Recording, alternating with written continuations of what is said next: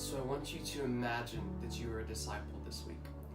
Jesus is gone, right?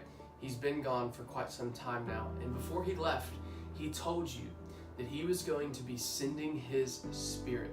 He told you that he'd be sending his Spirit, and it would be that Spirit that would give you the power to do the work of his ministry, but you have to wait.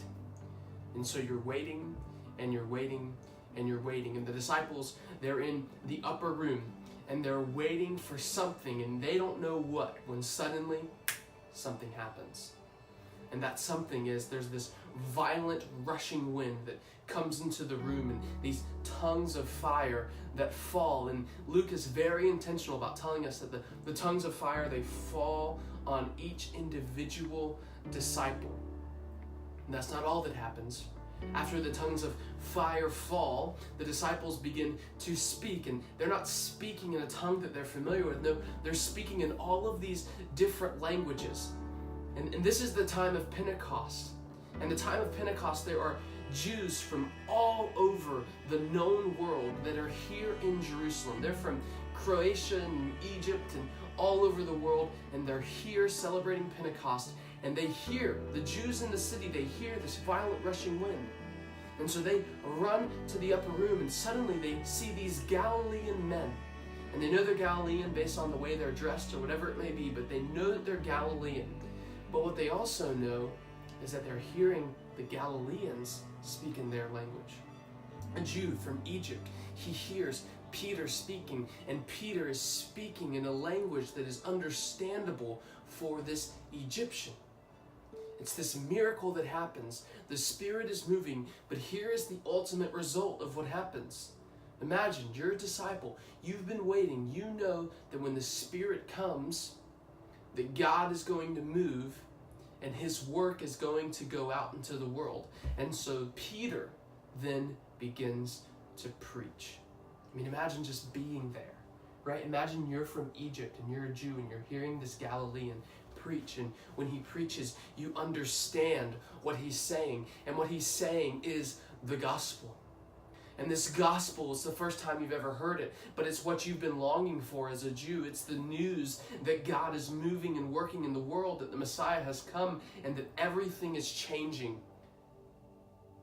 And all of these people from all over the world, they hear Peter's message, and their hearts are changed by the power of the gospel. It says that almost 3,000 people are saved right there in Jerusalem. And these are people who are from all over the world. They're going to go out into the whole world with this good news of the gospel. This moment that is known as Pentecost is a big, big moment. This is the moment that the disciples were waiting for, and it is the beginning of Jesus' part 2 ministry in the world. It is the beginning of what we know as the work of the gospel in the book of Acts, right here, the day of Pentecost. And there's a lot of things going on, and there's a lot of things that you can communicate to your group this week. But here's what I really want you to see. The first thing is that this tongues of fire, that what happens here is that God is present with the disciples. He's not only present with the disciples, but that he is then present with all of those in Jerusalem. This fire represents the presence of God. And that this is something new. This is something that the prophets proclaimed would happen, but that is finally happening.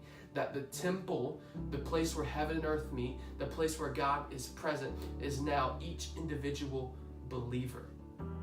That God is present in each individual person who's empowered by the gospel.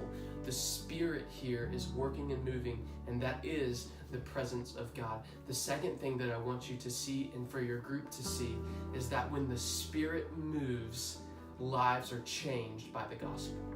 When the Spirit moves, lives are changed by the gospel. That is the direct effect of the presence of God, that people's hearts are changed. And so as you're leading your group and as you're retelling this story, make sure that they see that two-part movement, that the Spirit moves, the Spirit works, God is present, and lives are changed by the gospel. And so what we want to do is we want to encourage and challenge our group, and encourage and challenge each and every person that if the Spirit is working, is truly moving in their life, then lives around them should be being changed by the gospel. If the Spirit is truly working and moving in our church, then lives around us should be being changed by the gospel. But that is the story of Acts chapter 2. God is present, God moves, lives are changed. Encourage and challenge your group with that this week, and we will see you soon.